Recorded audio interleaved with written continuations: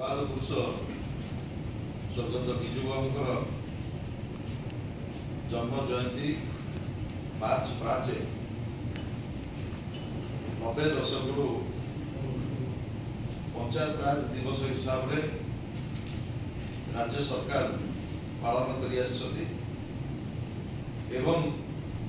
ओडिशा विधानसभा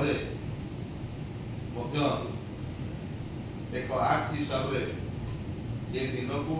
पंचायत राज दिवस भाव में पालन करने पारित होइछि एवं से दिन आज पर्यंत ओडिशा रे जे भी सरकार थाउ मार्च 5 को प्रभात पुरुष स्वर्गत विजु बाबूर महिला सशक्तिकरण को आरंभ करी भारत वर्षर अनन्य जननायक जी प्रथम कौन राज्य किंबा देश जिते महिला मान कथा चिंता करते से प्रथम स्लोगान देते गाँ को काम एवं माँ को सम्मान एवं तांकर मूलमंत्र थिला जो दिन पर्यंत मातृशक्ति की आमे स्वावलंबी न करिछु शासन व्यवस्था भितर न आनीचु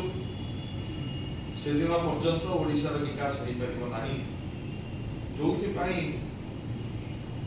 ग्राम्य भित्तिभूमि को सुदृढ़ करने पंचायत राज व्यवस्था रे भारत वर्षर प्रथम जननायक जी त्रिस्तरीय पंचायत राज व्यवस्था रे 33% महिला को संरक्षण होगापी प्रथम ऐतिहासिक निष्पत्ति लेते ये निष्पत्ति की परवर्ती समय विभिन्न राज्य ग्रहण करछि देश ग्रहण करछि एवं परवर्ती समय जेतेबेले नवीन बाबू राज्यर दायित्व नेले सेतेबेले से निष्पत्ति नेले जे गोटे घरे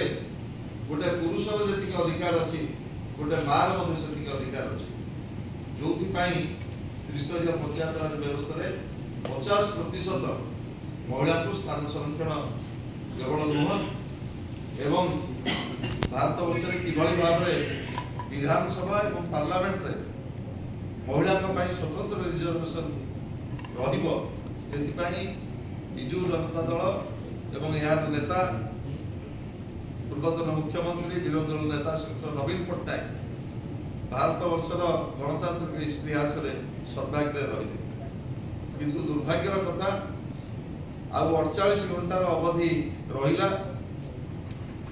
मार्च 5 जो दिन ये जाति जन्म देइतिला से महापुरुष को ये भारत वर्षर केवल अगस्ट विप्लवर योद्धा नथिले तीनोटी देशर स्वाधीनता आंदोलन में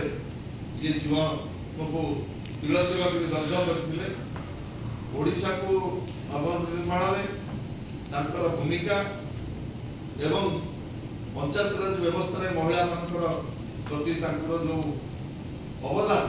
ताको स्मरण करी एही दिवस को पंचायत राज दिवस हिसाब से जेतेबेले राज्य सरकार पालन करबा कथा किंतु दुर्भाग्यर कथा एपर्यंत डबल इंजिन सरकार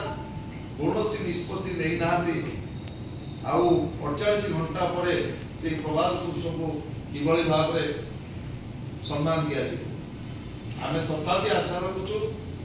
नवनिर्वाचित सरकार निश्चित भाव में ये बाबद तुरंत पदक्षेप ने मार्च 5 को विजु बाबूर जन्म जयंती को पंचायत राज दिवस हिसाब से तुरंत घोषणा करी गणतांत्रिक जो